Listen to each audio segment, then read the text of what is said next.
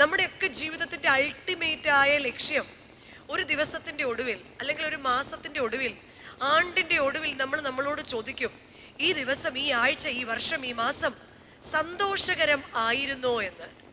ഈ ഭൂമിയിൽ നമ്മൾ പലപ്പോഴും സന്തോഷം എന്ന് പറയുന്നത് നമ്മൾ ആഗ്രഹിക്കുന്ന പലതിനെയും കിട്ടുക എന്നതാണ്. അപ്പൊ അതിന് ഇവിടെ പറയുകയാണ്, ഫോക്കസ് ഓൺ ക്രൈസ്റ്റ്. ക്രിസ്തുവിലേക്ക് നോക്കുക. എന്തായിരുന്നു ആ ക്രിസ്തുവിന്റെ പ്രത്യേകത?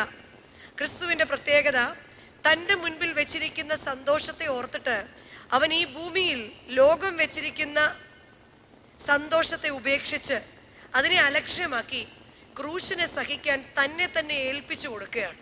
കാരണം ദൈവസിംഹാസനത്തിന്റെ വലതുഭാഗത്ത് പിതാവിന്റെ ഒപ്പം ഇരിക്കാൻ തിരികെ ചെല്ലുമെന്നതായിരുന്നു പുത്രനാം ദൈവത്തിന്റെ ഏറ്റവും വലിയ സന്തോഷം. കാരണം മാലാഖമാരുടെ നാട്ടിൽ നിന്ന്, ക്രോപകൾ വഹിക്കുന്ന തേരിൽ നിന്ന്, അഗ്നിസിംഹാസനത്തിൽ ആരൂഢനായിരിക്കുന്ന പരിശുദ്ധ പിതാവിന്റെ വലതുഭാഗത്തിരിക്കുന്ന പുത്രൻ ഈ ഭൂമിയിലേക്ക് ഇറങ്ങി വന്ന് തൻ്റെ ചങ്കിലെ അവസാനത്തുള്ളി രക്തവും നൽകി നമ്മെ ഓരോരുത്തരെയും വീണ്ടെടുത്തിട്ട് വീണ്ടും ഞാൻ വരുമെന്നും നിങ്ങളെ ചേർത്തുകൊള്ളുമെന്നും ഒക്കെ പറഞ്ഞിട്ട് ഈ ഭൂമിയിലേക്ക് വന്ന തമ്പുരാൻ പലപ്പോഴും സ്വന്തം ജീവിതത്തിൽ നമുക്ക് കാണിച്ചു തന്നു, ഈ ഭൂമിയിൽ കാണുന്നതൊക്കെ അഴിഞ്ഞു പോകുന്നതാണ്. അഴിഞ്ഞു പോകാത്ത നിത്യമായത് ഒന്നിനെ നേടിയെടുക്കണമെങ്കിൽ ഈ ഭൂമിയിലെ ചപ്പും ചവറുമായിരിക്കുന്നതിനെ ഉപേക്ഷിച്ചിട്ട് പൂർണ്ണമായിട്ടും ക്രൂശിനെ സഹിക്കുവാൻ ഈ ഭൂമിയിൽ വെച്ച് നമ്മെ തന്നെ വിട്ടുകൊടുക്കുവാൻ ഏൽപ്പിക്കുമ്പോഴാണ് നമ്മുടെ ഓരോരുത്തരുടെയും ജീവിതം പൂർണ്ണതയുള്ളൊരു ജീവിതമായി മാറുന്നത്. അതുകൊണ്ടായിരിക്കുമല്ലോ നിങ്ങളുടെ അച്ഛൻ ഈ വർഷത്തെ ചിന്താവിഷയമായിട്ട് ഈ വചനത്തിൽ വളരുവാൻ, grow in the world and glow in the world എന്നത് വിശുദ്ധ യോഹന്നാൻ ശ്ലീഹയുടെ സുവിശേഷം 15-ാം അധ്യായത്തിന്റെ 7-8 വാക്യത്തിൽ പറയുന്നത്. ഇതാണ് അച്ഛൻ തിരഞ്ഞെടുത്ത വേദഭാഗം. 7-8 വാക്യം ഇങ്ങനെയാണ്: നിങ്ങൾ എന്നിലും എൻ്റെ വചനം നിങ്ങളിലും വസിച്ചാൽ നിങ്ങൾ ഇച്ഛിക്കുന്നത് എന്തും അപേക്ഷിപ്പിൻ, അത് നിങ്ങൾക്ക് കിട്ടും. നമ്മളെ സംബന്ധിച്ച് സന്തോഷവും എന്താണ്? നമ്മൾ ഇച്ഛിക്കുന്നത് ഇവിടെ എന്താ, നമ്മുടെ ജിൻസി ചേച്ചി സ്വാഗതത്തിൽ എന്തൊക്കെയോ എന്നെ കുറിച്ച് ബുദ്ധിക്ക് നിരക്കാത്തതൊക്കെ പറഞ്ഞെങ്കിലും ഒരു യാഥാർത്ഥ്യം പറഞ്ഞു. എന്താണെന്നറിയോ? ഞാനൊരു അധ്യാപികയാണ്. ഈ അധ്യാപകർക്കൊരു വളരെ മോശമായൊരു സ്വഭാവമുണ്ട്. തൻ്റെ മുൻപിലിരിക്കുന്ന കുട്ടികളിൽ 100-ൽ 100 മുതൽ 100-ൽ 2 മാർക്ക് വാങ്ങുന്നവർ വരെ കാണും. പക്ഷെ എല്ലാവരും എന്തെങ്കിലുമൊക്കെ തിരിച്ച് പറയണമെന്ന് വളരെ നിർബന്ധം ആഗ്രഹമുള്ളവരാ. കാരണം നമ്മുടെ ഒരു ദിവസത്തെ അധ്വാനമൊക്കെ കഴിഞ്ഞ് നമ്മൾ ഇവിടെ വന്നിരിക്കുകയാണ്, നല്ല സുഖമാണ്, കൈകെട്ടി വെറുതെ ഇരിക്കുകയാണ്, കർത്താവിൽ നിദ്ര പ്രാപിക്കും. ഇങ്ങനെ ഇരുന്ന് നിദ്ര പ്രാപിക്കാതിരിക്കണമെങ്കിൽ എന്തെങ്കിലുമൊക്കെ തിരിച്ച് നമ്മൾ എന്തിനാ ഇങ്ങനെ മസിൽ പിടിച്ചിരിക്കുന്നത്? ഞാൻ ഇവിടെ ഇരുന്ന് ഇങ്ങനെ എല്ലാവരെയും നോക്കുവാനും, ഞാനിരുന്ന് വെറുതെ ചിരിക്കുക. നമ്മളിൽ പലരും ഇങ്ങനെ ഇവിടെ ഇരുന്നോണ്ട് ഇങ്ങനെ മുറുക്കെ ഇങ്ങനെ ഇറുക്കി പിടിച്ചിരിക്കുകയാണ്. പലപ്പോഴും ജീവിതത്തിൽ ഈ മസിൽ പിടുത്തമൊക്കെ ഒന്ന് ഉപേക്ഷിച്ചാൽ തീരാവുന്ന പ്രശ്നമേ നമുക്കൊക്കെ ഉള്ളൂ. അതുകൊണ്ടാണ് വിശ്വാസത്തിന്റെ നായകനും പൂർത്തി വരുത്തുന്നവനുമായ യേശുവിന്റെ മുഖത്തേക്ക് നോക്കുക, ആൻഡ് സിറ്റ് ആൻഡ് റിലാക്സ്. അതിനാണ് നമ്മൾ ദൈവസന്നിധിയിൽ വന്നിരിക്കുന്നത്. വലിയ വലിയ കാര്യങ്ങളെ കുറിച്ച് സ്റ്റഡി ചെയ്യാനാണെങ്കിൽ വലിയ തിയോളജിക്കൽ സെമിനാരി എന്നൊക്കെ നമ്മൾ ആരെങ്കിലും ഒക്കെ ഇവിടെ കൊണ്ടുവന്നേനെ. അപ്പം കർത്താവിനോടൊപ്പം ഇരിക്കുക, കർത്താവിനോടൊപ്പം റിലാക്സ് ചെയ്യുക, ക്രിസ്തുവിന്റെ സന്നിധിയിൽ സന്തോഷം കണ്ടെത്തുവാൻ, ആനന്ദപൂർണതയെ കണ്ടെത്തണം. അപ്പൊ പലപ്പോഴും ഫോക്കസ് ഓൺ ക്രൈസ്റ്റ് എന്നത് മാറി ഫോക്കസ് ഓൺ അവർ പ്രോബ്ലംസ് എന്നതിലേക്ക് നമ്മളുടെ ലക്ഷ്യം പോകുക. നമുക്കറിയാം, കാട്ടില് ഡിയർ, മാനിന്റെ വേഗത ശരിക്കും മറ്റു മൃഗങ്ങളുടെ വേഗതയേക്കാളൊക്കെ കൂടുതലാണ്. എന്നാൽ മാനിനെ ഒരു സിംഹമോ ഒരു പുലിയോ ഓടിച്ചിട്ട് പിടിക്കാൻ നോക്കുമ്പോൾ ഈസി ആയിട്ട് അവരതിനെ നേടിയെടുക്കും. കാരണം എന്താണെന്നറിയാമോ? നിസ്സാരം കാരണമേ ഉള്ളൂ. ഈ മാൻ തൻ്റെ പുറകിൽ വന്ന് പിടിക്കുന്ന ആ സിംഹത്തെ അല്ലെ പുലിയെ തിരിഞ്ഞു നോക്കി പകുതി ശ്രദ്ധ എവിടെയാ? ഈ പുറകിലേക്കാണ് പകുതി ശ്രദ്ധ. ഈ പകുതി ശ്രദ്ധ പുറകിലേക്കാകുമ്പോൾ ലക്ഷ്യത്തിലേക്കുള്ള ശ്രദ്ധ മാറി പലപ്പോഴും ഈ ഓട്ടത്തിന്റെ വേഗത കുറയും. ഈ ഓട്ടത്തിന്റെ വേഗത കുറയുന്നത് കൊണ്ടാണ് തന്നേക്കാൾ വേഗത കുറവുള്ള മൃഗം തന്നെ ഓടിച്ചിട്ട് പിടിക്കുന്നത്. ഇതുപോലെ ഫോക്കസ് ഓൺ ക്രൈസ്റ്റ് എന്നൊക്കെ പറഞ്ഞിട്ട് നമ്മൾ ഇവിടുന്ന് പോകും. പക്ഷെ ഇവിടെ കർത്താവ് നമ്മളോട് പറയാണ്, ഭാരവും മുറുകെ പറ്റുന്ന ഭാരവും ഒക്കെ തോളിലിട്ടുകൊണ്ടാണ് നമ്മൾ മുഴുവൻ സമയവും ജീവിക്കുന്നത്. അതിൽ പ്രഥമായിട്ട് ക്രിസ്ത്യാനികളുടെ ഏറ്റവും വലിയൊരു പ്രത്യേകത എന്താണെന്നറിയോ? നമ്മളെല്ലാം ഭയങ്കര വിശ്വാസികളാണ്. പായിലോട്ടിരുന്ന് അങ്ങ് പ്രാർത്ഥിക്കാൻ നേരത്തെ ഹാലലുയ കർത്താവെ, നിന്നെ അനുഗ്രഹിച്ചല്ലാതെ നിന്നെ ഞാൻ വിടുകയില്ല, അപ്പ ഞാൻ സകലതും അങ്ങ് തിരുസന്നിധിയിലേക്ക് സമർപ്പിക്കുന്നു. സകലതും യേശുവിൻ നാമത്തിൽ തന്നെ പറയുന്നു. കൊടുത്തിരിക്കുന്ന സാധനങ്ങളിൽ, യേശുവിൻ നാമത്തിൽ കൊടുത്തിരിക്കുന്ന സാധനങ്ങളെല്ലാം വീണ്ടും പുറത്തോട്ടിടുന്നു, ബാഗിന്റെ സിബ് ഇടുന്നു, തോളിലിടുന്നു, വീണ്ടും ആ ഭാരവും ചുമന്നുകൊണ്ട് നടക്കുന്നു. അതുകൊണ്ടാണ് പലപ്പോഴും നമുക്ക് സന്തോഷിക്കാൻ, അതുകൊണ്ടാണ് പൗലോസ് ശ്ലീഹ കാരാഗ്രഹത്തിൽ കിടക്കുമ്പോഴും പറയുന്നുണ്ട്, സന്തോഷിപ്പിൻ, നിങ്ങൾ സന്തോഷിപ്പിൻ, നിങ്ങൾ വെറുതെ സന്തോഷിപ്പിൻ. ഭൂമിയിലെ ചെറിയ കാര്യങ്ങളെ പോലും കണ്ട് ആകാശത്തിലെ ഒരു നക്ഷത്രങ്ങളെ നോക്കി സന്തോഷിക്കാൻ നമുക്ക് സാധിക്കണം. ദൈവസിംഹാസനത്തിന്റെ വലതുഭാഗത്തിൽ ചെന്നിട്ട് സന്തോഷിക്കാൻ നിൽക്കരുത്. ഈ ഭൂമിയിൽ ഇരുന്നു കൊണ്ട് സന്തോഷിക്കുവാൻ നമുക്ക് പലപ്പോഴും സാധിക്കാതെ പോവുകയാണ്. എങ്ങനെയാണ് നമ്മുടെ പിതാക്കന്മാർ ക്രിസ്തുവിൽ സന്തോഷിച്ചത്? നിങ്ങളെല്ലാം ഇവിടേക്ക് വരുന്നതിന് മുൻപ് നമ്മുടെ പാവം പിടിച്ച നാട്ടില് ജനിച്ചു വളർന്നവരാണ് അല്ലേ? നിങ്ങൾ കണ്ടു വളർന്നിട്ടുണ്ട്. നിങ്ങളുടെ അപ്പനും അമ്മയും നാട്ടിലുള്ള ചെറിയ ജോലി കൊണ്ട് സന്തോഷിച്ച്, അല്ലെങ്കിൽ കാർഷിക വൃത്തി കൊണ്ട് സന്തോഷിച്ച്, സന്ധ്യ നേരത്തെ യഹോവ എൻ്റെ ഇടയനാവുന്നു, എനിക്കൊന്നിനും എന്നാൽ ഇന്ന് ഇത്രത്തോളം ഉണ്ടെങ്കിലും എനിക്കൊന്നിനും കുറവില്ല എന്ന് പറയാൻ നമുക്ക് സാധിക്കുന്നുണ്ടോ? ഉണ്ണാനുണ്ട്, ഉടുക്കാനുണ്ട് അല്ലേ? ഉണ്ണാനുണ്ട്, ഉടുക്കാനുണ്ട്, വരാൻ കാറുണ്ട്, അല്ലെങ്കിൽ എന്തെങ്കിലുമൊക്കെ മാർഗങ്ങളുണ്ട്. അന്ന് തലേ ദിവസത്തിന്റെ ഉച്ച മുതൽ നനയ്ക്കുകയും തേക്കുകയും ഒക്കെ ചെയ്താലാണ് ഞായറാഴ്ച ദിവസം ഒന്ന് പള്ളിയിൽ പോവാൻ. ഇന്ന് നമ്മൾ അലമാരി തുറന്ന് ഒരെണ്ണം വലിക്കുമ്പോഴത്തേക്കും മേളിൽ നിന്ന് മുഴുവൻ ഇങ്ങോട്ട് വീഴുമ്പോൾ നമ്മൾ ഇങ്ങനെ അങ്ങോട്ട് കൈവച്ച് തള്ളി അടച്ചിട്ട് വന്നാലും നമ്മൾ പറയും, ഇന്ന് ഇറങ്ങാൻ നേരത്ത് നോക്കിയപ്പോൾ ഒന്നും. മേശ നിറച്ചു ആഹാരം ഉണ്ടെങ്കിലും നമ്മൾ പറയും, എത്രയോ നാളായി, നാട്ടിൽ പോയിട്ട് വേണം വായിക്ക് രുചിയായിട്ട്. എല്ലാം ഉണ്ട് അല്ലെ? പലപ്പോഴും നമ്മൾ ഓർക്കും, ഇസ്രായേൽ ജനത്തിന്റെ ഒരു സ്വഭാവമാണ് നമുക്ക്. ഇസ്രായേൽ ജനം ഒരല്പം വെള്ളം കിട്ടാതെ, ആഹാരം കിട്ടാതെയും വരുമ്പോൾ ഉടനെ മോശയോട് പറയും, ഞങ്ങൾ മിസ്രൈമിൽ ഉപേക്ഷിച്ചിട്ട് വെച്ച അപ്പക്കലത്തിന്മേലും ഇറച്ചിക്കലത്തിന്മേലും ഞങ്ങൾ ഓർക്കുന്നു. അവിടെ കിടന്ന് നരകയാതന അനുഭവിച്ചതല്ല, അവിടെ അങ്ങ് വലിയ സമൃദ്ധി ആയിരുന്നെങ്കിൽ മോശ വിളിച്ചപ്പോൾ അവർ പോരുമായിരുന്നോ? ഒരിക്കലും പോരില്ലായിരുന്നു. പക്ഷെ അവർ വിചാരിക്കുന്ന കാര്യങ്ങൾ നടക്കാതെ വരുമ്പോൾ അവർ പറയും മോശയോട്, ഈ മിസ്രൈമിൽ ഞങ്ങൾ ഉപേക്ഷിച്ചിട്ട് വന്ന അപ്പപാത്രങ്ങളും ഇറച്ചിക്കലങ്ങളും ഞങ്ങൾ ഓർക്കുന്നു, ഒലിവ് വൃക്ഷങ്ങളും മുന്തിരിപ്പഴങ്ങളും ഞങ്ങൾ ഓർക്കുന്നു. ഇങ്ങനെ ഓർത്ത് ഇന്നലകളിൽ ജീവിക്കുകയല്ലാതെ ഇന്നിൽ ജീവിക്കാൻ നമുക്ക് പലപ്പോഴും നേരം കിട്ടാറില്ല. പലപ്പോഴും നമ്മൾ പഴയ ഇസ്രായേലിനെ പോലെയാ. പഴയ ഇസ്രായേലിന്റെ പ്രത്യേകത എന്താണ്? പകൽ മേഘസ്തംഭമായും രാത്രി അഗ്നിതൂണായും ഇസ്രായേലിനെ വഴി നടത്തിയ ഇസ്രായേലിന്റെ പരിശുദ്ധനായ ദൈവം തന്റെ ജനത്തിന് വിശക്കുമ്പോൾ മന്നയും തന്റെ ജനത്തിന് ദാഹിച്ചപ്പോൾ മാറായിലെ കൈപ്പുള്ള ജലത്തെ മാധുര്യമാക്കി കൊടുക്കുകയും ചെയ്ത ദൈവം, തന്റെ ജനം തളർന്നു പോകാതെ ഇരുപ്പാൻ അനുദിന ശ്രദ്ധയോടെ കൂടെ നടന്ന ദൈവത്തിൽ നിന്ന് അത്ഭുതങ്ങളും അടയാളങ്ങളും കാണാതെ വരുമ്പോൾ ഇസ്രായേൽ ജനം ദൈവത്തിനെതിരെ ഇന്ന് പിറുപിറുക്കാൻ പോലും നമുക്ക് വയ്യ, അതുപോലും നമുക്ക് മടിയാ അല്ലെ? ഉള്ളിലാണ് ഹൃദയം ഇങ്ങനെ നിറഞ്ഞു പൊങ്ങാണ്. അപ്പൊ ഇങ്ങനെ ഇസ്രായേൽ ജനം പിറുപിറുത്തതുപോലെ അപ്പോൾ കർത്താവ് നമ്മളോട് പറയാണ്, ഇതിൽ നിന്നൊരു ശുദ്ധീകരണം വേണം. നമുക്ക് അത്ഭുതങ്ങൾ വേണം, നമുക്ക് അടയാളങ്ങൾ വേണം. നമ്മൾ ആഗ്രഹിക്കുന്നു, ഇച്ഛിക്കുന്നതും കിട്ടുന്നതിനെയാണ് നമ്മൾ സന്തോഷം എന്ന് പറയുന്നത്. ഇങ്ങനെ ആഗ്രഹിക്കുന്നത് മാത്രം തേടി നടന്ന ഇസ്രായേൽ ജനത്തോട് മോശയ്ക്ക് ശേഷം യോശുവ പ്രവാചകന്റെ പുസ്തകം 3-ാം അധ്യായത്തിന്റെ 5-ാം വാക്യത്തില് യോശുവ തന്റെ ജനത്തോട് പറയാണ്, ഈ വഴിക്ക് നിങ്ങൾ മുൻപേ പോയിട്ടില്ലല്ലോ. യോശുവ തന്റെ ജനത്തോട്, നിങ്ങൾ നിങ്ങളെ തന്നെ ഒന്ന് ശുദ്ധീകരിപ്പീൻ, നാളെ നിങ്ങളുടെ ഇടയിൽ അത്ഭുതം പ്രവർത്തിക്കും.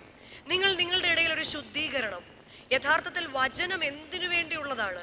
ഒരു ഉഴുതുമറിക്കലിന് വേണ്ടിയുള്ളതാണ്. കേട്ടിട്ട് പോകാനുള്ളതല്ല, മറിച്ച് നമ്മളെ തന്നെ ഒന്ന് ശുദ്ധീകരിക്കാനുള്ളതാണ്. ഇതനുസരിച്ച് ജീവിച്ചിരുന്നവരായിരുന്നു നമ്മളുടെ പിതാക്കന്മാർ. അതുകൊണ്ടാണ് ഇരമ്യ പ്രവാചകന്റെ പുസ്തകം 6-ാം അധ്യായത്തിന്റെ 16-ാം വാക്യം നമ്മെ ഓർമ്മിപ്പിക്കുന്നത്, നിങ്ങൾ വഴികളിൽ ചെന്ന് നല്ല വഴി ഏത് എന്ന് പഴയ പാതകളെ നോക്കി ചോദിച്ച് അതിൽ നടപ്പീൻ. നിങ്ങൾ വഴികളിൽ ചെന്ന് പഴയ വഴിയിൽ, നല്ല വഴികളിൽ പഴയ വഴികളെ നോക്കി ചോദിച്ച് അതിൽ കൂടെ നടക്കുക. ഇപ്പൊ നമ്മുടെ മക്കളൊന്ന് വളർന്നു കഴിഞ്ഞപ്പോ നമുക്ക് മനസ്സിലായിട്ടുണ്ടല്ലേ എത്ര ബുദ്ധിമുട്ടിയാണ് എൻ്റെ അപ്പനും അമ്മയും ഞങ്ങളെ. അത് നമ്മുടെ മക്കൾ വളർന്നു കഴിഞ്ഞാൽ മാത്രമേ നമുക്ക് എപ്പോഴും മനസ്സിലാവണമെങ്കിൽ നമ്മുടെ മക്കൾ നമ്മുടെ പോലെ വളർന്നു കഴിയുമ്പോൾ മാത്രമാണ് നമ്മൾ നമ്മുടെ ശബ്ദം കുറയ്ക്കുന്നത്. നമ്മൾ ശബ്ദം ഉയർത്തുമ്പോൾ അവർ നമ്മുടെ കണ്ണിലേക്ക് സൂക്ഷിച്ചു നോക്കുമ്പോൾ നമ്മൾ എന്ത് ചെയ്യും? നമ്മൾ പതുക്കെ ശബ്ദം, അങ്ങനല്ലേ അപ്പനമ്മമാർ അല്ലെങ്കിൽ അല്ലെന്നൊന്ന് പറഞ്ഞേ. എനിക്കുണ്ട് 2 ആൺമക്കള്, വലിയ ഭേദപ്പെട്ട കുഴപ്പമില്ലാത്തതാണ്. പക്ഷേ ശബ്ദം ഉയർത്തുമ്പോൾ എന്നോട് വലിയ ആള് ചോദിക്കും, അമ്മ ഇവിടെ കേൾക്കാനാണോ പറയുന്നത് അതോ റോഡിൽ കേൾക്കാനാണോ പറയുന്നത്? അപ്പൊ പല പ്രാവശ്യമായി കഴിഞ്ഞപ്പോ ഞാൻ ഓർത്തു, അപ്പൊ ഇളയാള് തിരിച്ച് കൗണ്ടർ പറയും, മൈക്കിൽ കൂടെ പറഞ്ഞ് ശീലിച്ചു പോയില്ലേ അച്ചാച്ച, മൈക്കിൽ കൂടെ പറഞ്ഞ് അമ്മ ഇപ്പൊ വീട്ടിലെ കാര്യം ഇവിടെ കേട്ടാ മതി അല്ലെ? അങ്ങനെ പലപ്പോഴും ദൈവസന്നിധിയിലും നമ്മൾ ഇങ്ങനെ പറയുന്നവരാ. അപ്പൊ ഈ നമ്മുടെ പിതാക്കന്മാർ നടന്ന വഴി ശുദ്ധീകരണത്തിന്റെ വഴിയായിരുന്നു. ഈ വരുന്നവരും പോകുന്നവരും എല്ലാം നമ്മളോട് പറയും, നിങ്ങൾ നിങ്ങളെ തന്നെ ഭാഗ്യവാൻ. എന്ത് പറഞ്ഞാലും ആരും ഒന്നും വേണ്ടുന്നില്ല. എങ്ങനെയാണ് നമ്മൾ നമ്മളെ തന്നെ ശുദ്ധീകരിക്കേണ്ടത്? വിശുദ്ധ യോഹന്നാൻ ശ്ലീഹയുടെ സുവിശേഷം 15-ാം അധ്യായത്തിന്റെ 2-ാം വാക്യം പറയുന്നുണ്ട്, ഞാൻ നിങ്ങളോട് പ്രസ്താവിച്ച വചനം നിമിത്തം നിങ്ങൾ ശുദ്ധിയുള്ളവരായി തീരും.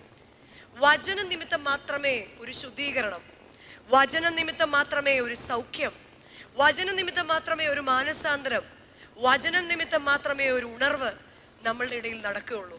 നമ്മുടെ വീട്ടിൽ എന്തെങ്കിലും അഭാവമുണ്ടെങ്കിൽ അത് വചനം നിമിത്തം മാത്രമേ ഓവർകം ചെയ്യാൻ പറ്റുള്ളെന്നാണ് നമ്മുടെ പിതാക്കന്മാർ നമ്മളെ പഠിപ്പിക്കുന്നത്. അതായിരുന്നു പിതാക്കന്മാർ കണ്ടെത്തിയ വഴി. യോഹന്നാൻ ശ്ലീഹയുടെ സുവിശേഷം 14-ാം അധ്യായത്തിന്റെ 6-ാം വാക്യത്തിൽ കർത്താവ് പറയുന്നുണ്ട്, ആ വഴി ഏതാണ്? ഞാൻ തന്നെയാണ് വഴിയും സത്യവും.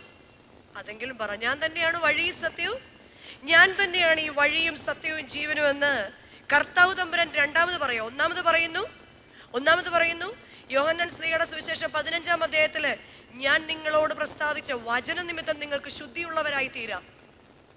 രണ്ടാമത് പറയാണ്, ഞാൻ തന്നെയാണ് വഴിയും സത്യവും ജീവനും. മൂന്നാമത് യോഹന്നാൻ ശ്ലീഹയുടെ സുവിശേഷം 10-ാം അധ്യായത്തിന്റെ 7-ാം വാക്യത്തിൽ പറയുന്നുണ്ട്, എന്റെ ആടുകൾ എന്റെ ശബ്ദം, ആടുകൾ കേൾക്കുന്ന ശബ്ദമാണ് വചനം.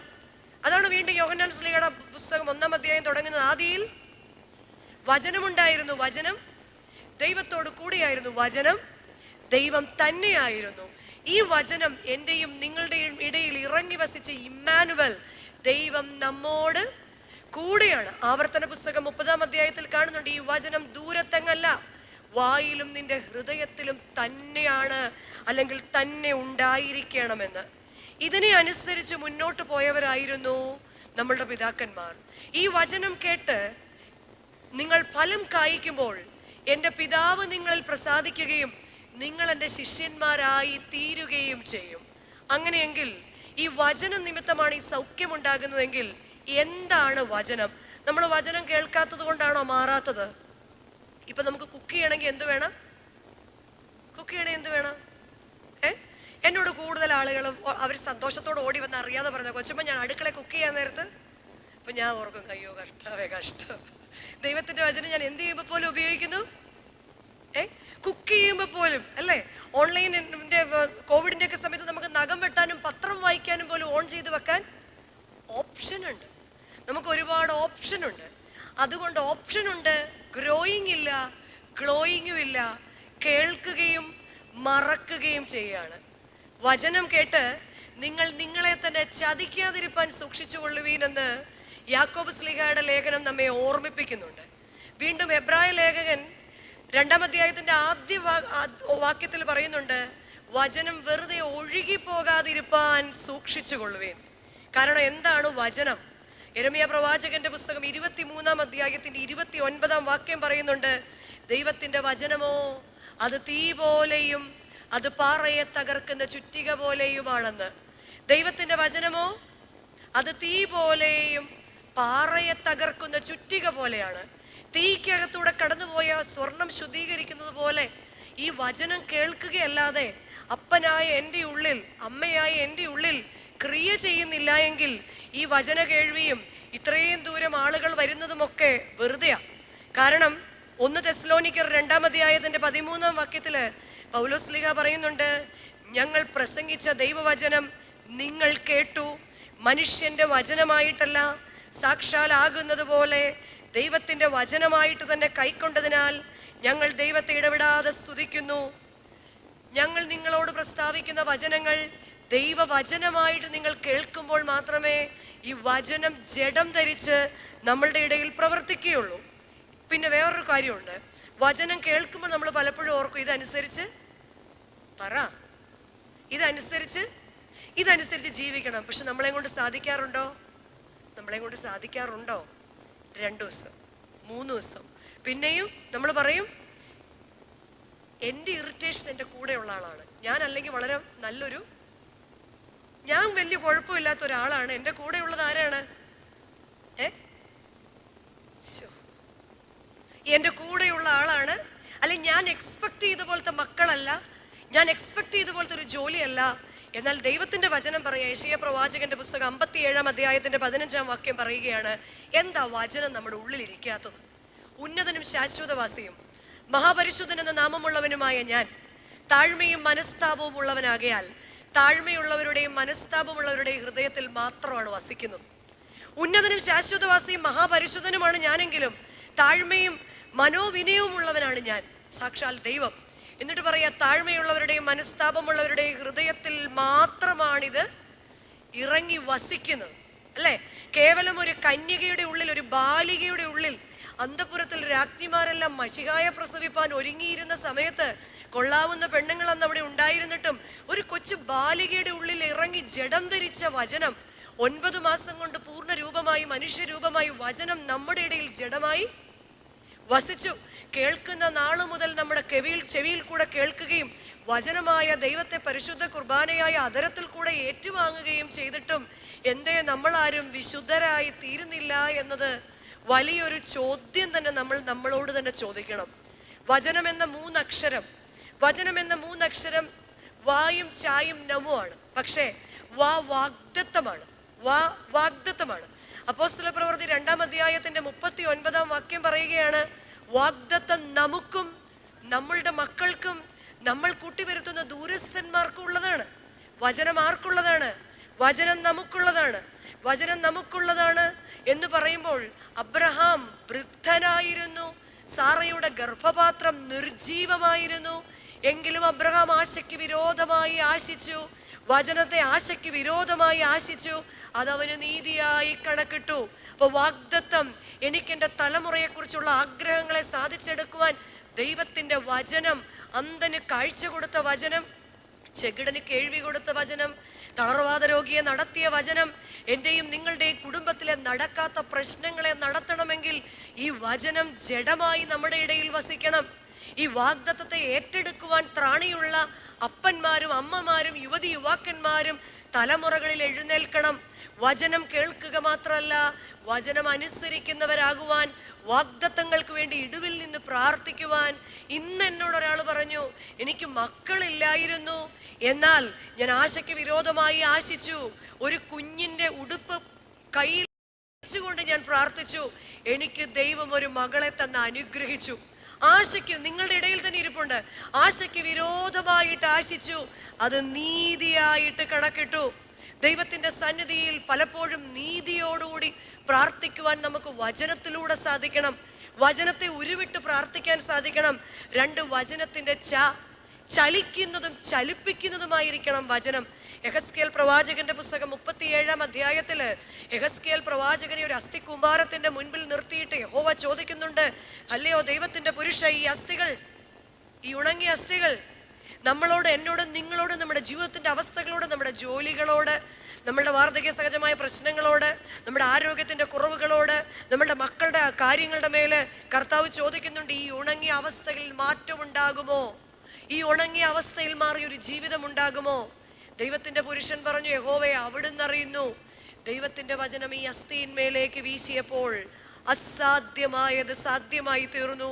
ഞരമ്പുകൾ വെച്ചു, മാംസങ്ങൾ ഉണ്ടായി, അത് ചലിക്കുന്ന ദേഹിയായി ഒരു വലിയ സൈന്യമായി എഴുന്നേറ്റു.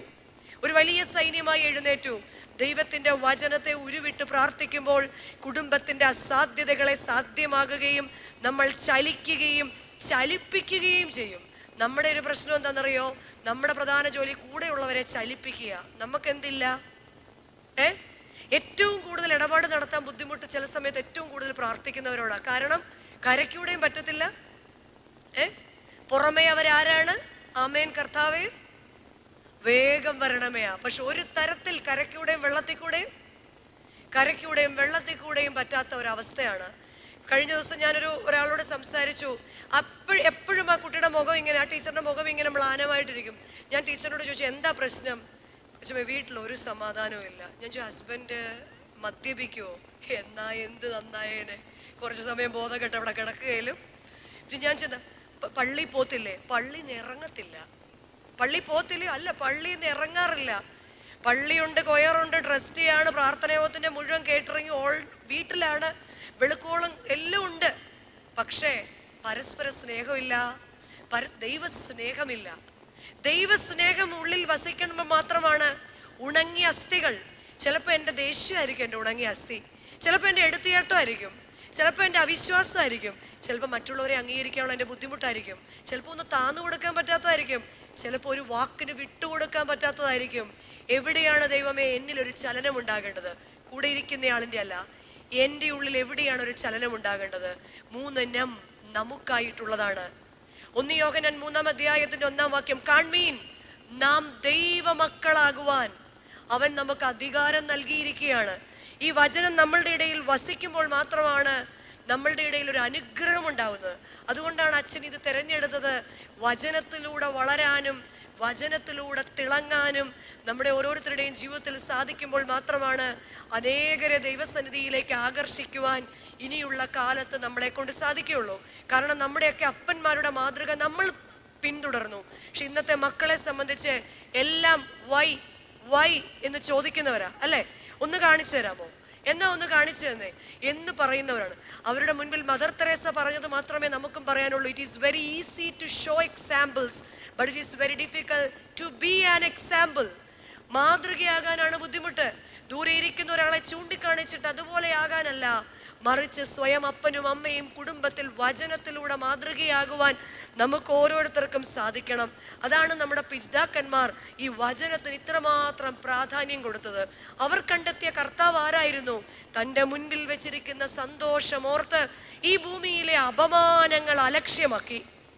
രണ്ടാമത്, നമ്മുടെ പിതാക്കന്മാരുടെ കാഴ്ചപ്പാടിലെ വഴികൾ ഞാനിൽ നിന്ന് ഞങ്ങളിലേക്കുള്ളൊരു വഴിയായിരുന്നു. ഞാനിൽ നിന്ന് ഞങ്ങളിലേക്കുള്ളൊരു വഴി. ഇന്ന് നമ്മൾ നമ്മളോട് തന്നെ ചോദിച്ചു നോക്കിയേ, ഒരു ദിവസം എത്ര പ്രാവശ്യം ഞാൻ എന്ന വാക്ക് നമ്മൾ ഉപയോഗിക്കും? അച്ഛാ, ഞാൻ ട്രസ്റ്റ് ചെയ്യായിരുന്ന സമയത്തെ, ശരിയല്ലേ? പുതിയ അച്ഛനാകുമ്പോ ഒന്നും അറിയില്ലല്ലോ, തീരാറായി, അവിടെ വേണമെങ്കിൽ പറഞ്ഞു. അച്ഛൻ അന്നേരം മനസ്സിൽ പറയും ഊവ്. കാരണം ഇതിലും വലിയ അഭ്യാസം ഞാൻ കണ്ടിട്ടുള്ള. അതുകൊണ്ട് എനിക്കൊരു 3 വർഷം ഇരിക്കേണ്ടതുകൊണ്ട് ഞാൻ എല്ലാം അങ്ങ് സമ്മതിക്കുന്നു മാത്രം. അപ്പൊ വീട്ടിലും ഇതുപോലെയല്ലേ?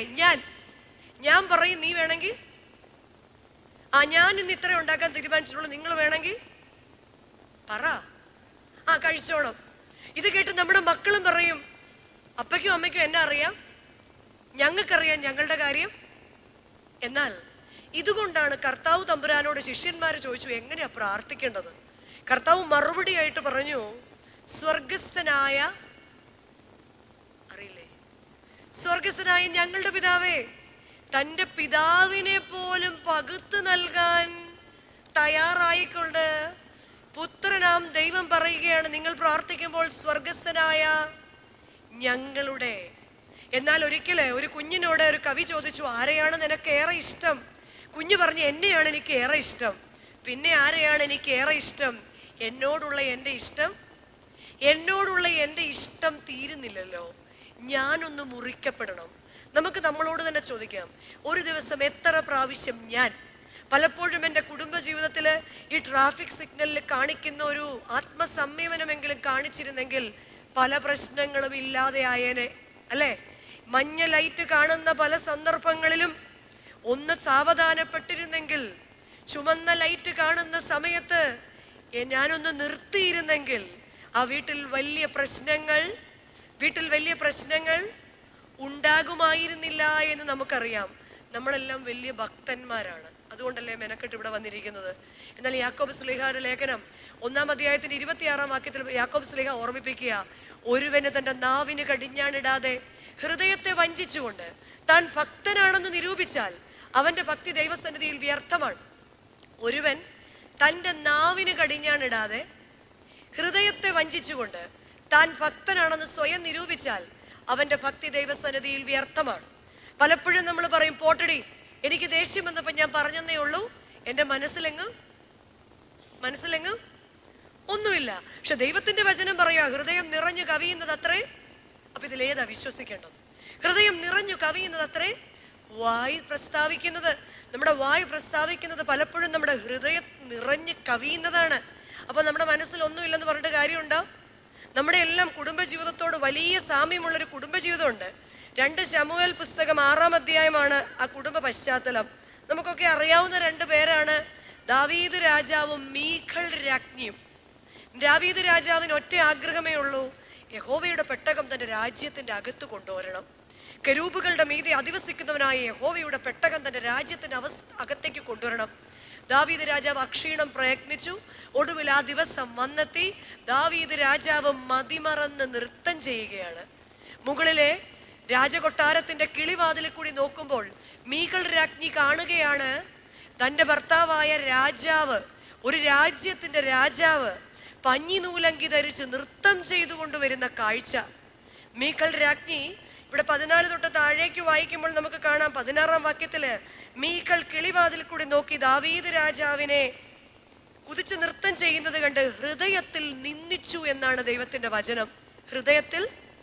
ഹൃദയത്തിൽ നിന്ദിച്ചു. ദാവീദ് രാജാവ് അങ്ങനെ മുന്നോട്ട് കടന്നു വന്നു,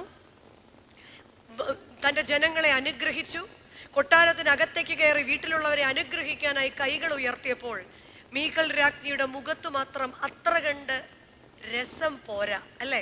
നമുക്ക് വീട്ടിൽ വന്ന് ചെരുപ്പൂരിയിട്ട് മുഖത്തേക്ക് നോക്കുമ്പോൾ തന്നെ അറിയാം.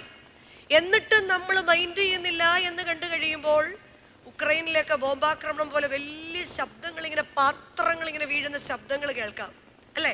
നേരെ തിരിച്ച് ഇപ്പുറത്താണെങ്കിലോ അടുക്കി വെച്ചിരിക്കുന്ന പുസ്തകം ഒന്നുകൂടെ എടുത്ത് അടുക്കി വെക്കുന്നു. ഒരു സാധനം വെച്ചാൽ ഇവിടെ വീട്ടിൽ ഇങ്ങനെ പല ശബ്ദങ്ങൾ പുറപ്പെടുവിച്ച് നമ്മൾ പലപ്പോഴും നമ്മുടെ നീരസം നമ്മളുടെ കൂടെയുള്ളവരെ അറിയിക്കാറുണ്ട്, റൈറ്റ്?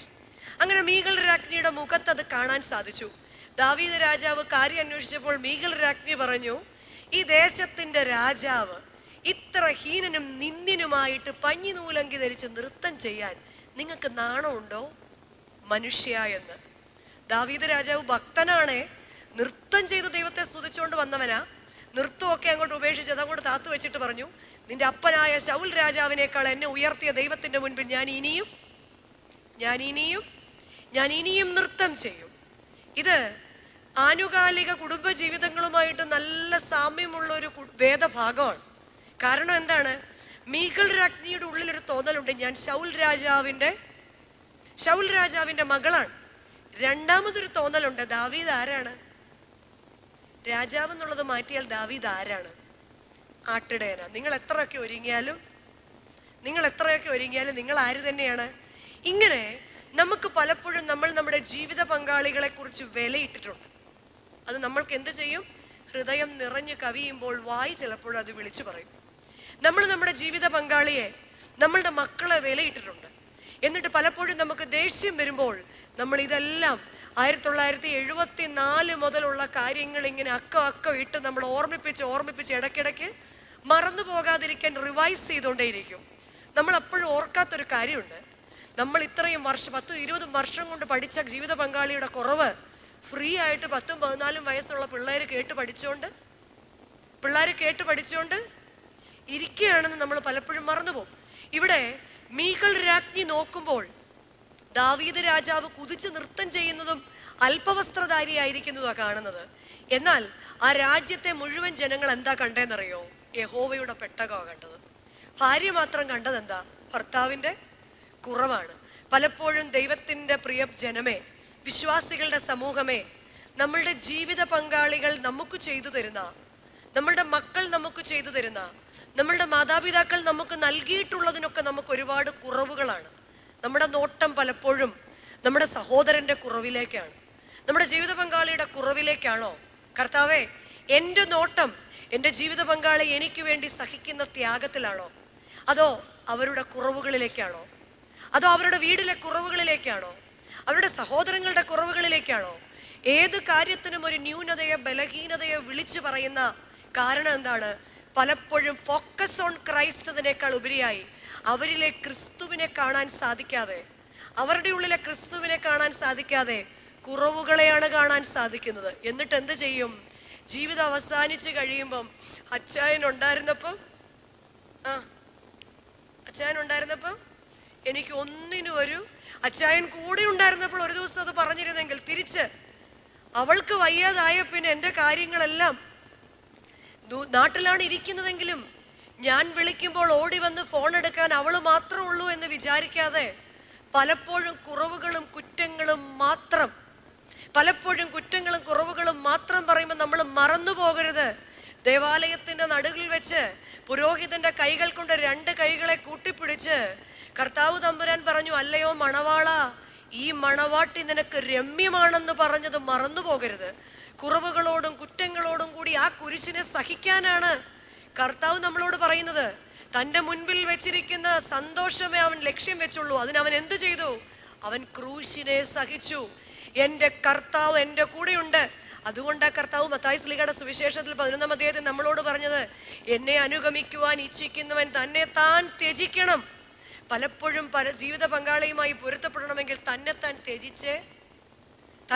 ത്യജിച്ചേ നമുക്ക് സാധിക്കുകയുള്ളൂ എന്നാണ് കർത്താവ് അതിൽ നിന്ന് പഠിപ്പിച്ചു തരുന്നത്. എന്നിട്ട് കുറവുകളിലേക്ക് നോക്കുന്ന മീക്കൽ രാജ്ഞി ദാവീദ് രാജാവിനോട് പറയുകയാണ്, ഏറ്റവും നിന്ദ്യനായിട്ട് നൃത്തം ചെയ്യുന്ന നിങ്ങളെ കണ്ടിട്ട് എനിക്ക് ലജ്ജ തോന്നി. കുറവുകളും കുറ്റങ്ങളും ഞാൻ ആവർത്തിച്ച് പറയുമ്പോൾ ലോകത്തിൽ എത്രയോ പേര് ജീവിത പങ്കാളിയെ നഷ്ടപ്പെട്ടിട്ടുള്ളവരെന്നുണ്ടോ ഓർക്കണം. എത്രയോ പേര് തക്കതായ തുണയ്ക്ക് വേണ്ടി ആഗ്രഹിക്കുന്നുണ്ടെന്ന് നമ്മൾ ഓർക്കണം. പലപ്പോഴും നമ്മുടെ മക്കൾക്ക് കല്യാണം ആലോചിക്കാൻ പോകുമ്പോൾ നമ്മളുടെ മിനിമം കാലം ചെയ്ത ക്രിസോസ്റ്റം തിരുമേനി പറയുമായിരുന്നു, തിരുമേനിയോട് കല്യാണം ആലോചിക്കാൻ പറഞ്ഞ ഒരമ്മ, അറിയാം എല്ലാവർക്കും അതല്ലേ, തിരുമേനി കന്യാമറിയാമിനെ പോലെ ഇരിക്കുന്ന, തിരുമേനി ചിരിച്ചുകൊണ്ട് പറയുന്നത് ഓർമ്മയില്ലേ, അങ്ങനെ ആയിരുന്നേ ഞാൻ എന്നേ പെണ്ണ് കെട്ടിയനെ.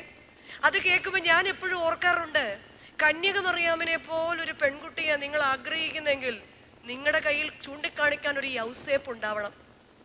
ഒരു യൗസേപ്പിനെ പോലൊരു പയ്യനെയാണ് നിങ്ങളുടെ മകൾക്ക് വേണ്ടി നിങ്ങൾ ആഗ്രഹിക്കുന്നതെങ്കിൽ നിങ്ങളുടെ കയ്യിൽ ഒരു കന്യകമറിയാം ഉണ്ടായിരിക്കണം. അതിനൊറ്റ കാരണമേ ഉള്ളൂ, യേശുവിനെ പോലത്തെ മക്കൾ ഉണ്ടാകണമെങ്കിൽ നസ്രത്തിലെ പോലെയുള്ള കുടുംബങ്ങൾ നമ്മുടെ ഇടയിൽ ഉണ്ടാകണം. 1 പറഞ്ഞ് 2 നിങ്ങൾ ആ പണ്ട് ആട്ടിടേനല്ലേ നിങ്ങൾ കയറി വന്നതിന്റെ കഥയൊന്നും എന്നോട് ഇപ്പോഴും ചെക്കിൻ എന്ന് പറഞ്ഞ ബോർഡിംഗ് പാസ് അല്ലേ എന്ന് ചോദിക്കുന്ന നിങ്ങളുടെ വിവരമൊക്കെ എനിക്ക് നന്നായിട്ട് അറിയാമെന്ന് പരസ്പരം ജീവിത പങ്കാളികളെ ഉറക്കെ പരിസ്ഥിതി ചെയ്യുമ്പോൾ ഓർക്കണം, ഞാൻ മുറിക്കപ്പെടണം, തന്നെ താൻ ത്യജിക്കണം. ദാവീദ് രാജാവ് ഭക്തനാട്ടോ, ട്രസ്റ്റിയാണ്, സെക്രട്ടറിയാണ്, പിന്നെ ആണെങ്കിൽ പ്രാർത്ഥനായോഗത്തിന്റെ പ്രധാനപ്പെട്ട ആളാണ്. യഹോവയുടെ പെട്ടകവും കൈ പിടിച്ചുകൊണ്ട് ഇത്ര നാൾ ഉപവസിച്ച് നൃത്തം ചെയ്തുകൊണ്ട് വന്ന ആളാണ്. ഇത് കേട്ട ഉടനെ എന്ത് ചെയ്തു? ആദ്യം തന്നെ പറഞ്ഞ എന്താ, നിന്റെ അപ്പനായ ശൗൽ രാജാവിനേക്കാൾ എന്നെ ഉയർത്തിയ ദൈവത്തിന്റെ മുമ്പിൽ ഞാൻ ഇനിയും ആദ്യം തന്നെ ആരെയാ പറഞ്ഞത്? ശൗൽ രാജാവിനെ. വീട്ടിലിരിക്കുന്നവരെ വെറുതെ ഈ നാട്ടിലിരുന്ന് പറഞ്ഞിട്ട് കാര്യമുണ്ടോ? നമ്മളെല്ലാം ഭക്തന്മാരാണ്, പക്ഷെ ഒരു വാക്കിന് വിട്ടുകൊടുക്കാൻ നമ്മളെ കൊണ്ട് സാധിക്കാറുണ്ടോ? അതുകൊണ്ടാണ് യാക്കോബ് ശ്ലീഹ പറയുന്നത്, ഒരുവന് തന്റെ നാവിന് കടിഞ്ഞാണിടാതെ ഹൃദയത്തെ വഞ്ചിച്ചുകൊണ്ട്. ജോലി സ്ഥലങ്ങളിൽ ഒരു ക്രിസ്ത്യാനി എന്തായിരിക്കണമെന്ന് കൂടെയുള്ള ക്രിസ്ത്യാനികളല്ലാത്തവരുടെ മുൻപിൽ നിങ്ങൾക്ക് മാതൃകയാകാൻ സാധിക്കാറുണ്ടോ? ഒരു വാക്കിന് പോലും വിട്ടുകൊടുക്കാൻ സാധിക്കാത്ത ക്രിസ്ത്യാനിയാണെങ്കിൽ ക്രിസ്തു എന്നിൽ എവിടെയാണ്? ക്രിസ്തുവില്ല, പേര് മാത്രം, മാമോദീസ മുക്കിയ പേര് മാത്രം, തോമസും ആനിയും സൂസനും ഒക്കെ ഉള്ളൂ. എന്തില്ല? ക്രിസ്തുവെന്നിൽ മറ്റുള്ളവനെ കാണാൻ സാധിക്കണം. ക്രിസ്തുവിനെ മറ്റുള്ളവർക്ക് എൻ്റെ സംഭാഷണത്തിൽ കേൾക്കാൻ സാധിക്കണം. ജീവിത പങ്കാളിയെ കുറവുകളോടുകൂടി ആക്സെപ്റ്റ് ചെയ്യാൻ എനിക്ക് സാധിക്കുമ്പോൾ മാത്രമാണ്. അതെങ്ങനെയാ? നമുക്ക് പലപ്പോഴും നമ്മുടെ ജീവിതത്തിൽ തൃപ്തി പോരാ. എനിക്ക് പലപ്പോഴും തോന്നാറുണ്ട്, നമ്മുടെയൊക്കെ ജീവിതമേ, പണ്ട് ഓർക്കുന്നോ, പണ്ട് കോളേജ് പഠിക്കുമ്പോഴൊക്കെ ബസ് കാത്തു നിന്നേ, ഓർമ്മയില്ലേ? ബസ് കാത്തു നിൽക്കുമ്പോൾ നമുക്ക് ഒറ്റ ആഗ്രഹമേ ഉള്ളൂ, എന്താ? ഏതെങ്കിലും ഒരു ബസ് വന്നാൽ മതി. ഫുട്ബോളിൽ നിന്നാണെങ്കിലും അങ്ങ് വീട്ടിൽ ചെന്നാൽ മതി. ബസ് വന്നു കഴിയുമ്പോൾ നമ്മുടെ അടുത്ത ആഗ്രഹം എന്താ? ഓർത്തേ, ബസ്സിന്റെ നടുക്ക് ഓരോ കമ്പി ഉണ്ടല്ലേ, മിനിമം അതിലൊന്ന് ചാരി നിൽക്കാനെങ്കിലും കിട്ടണം.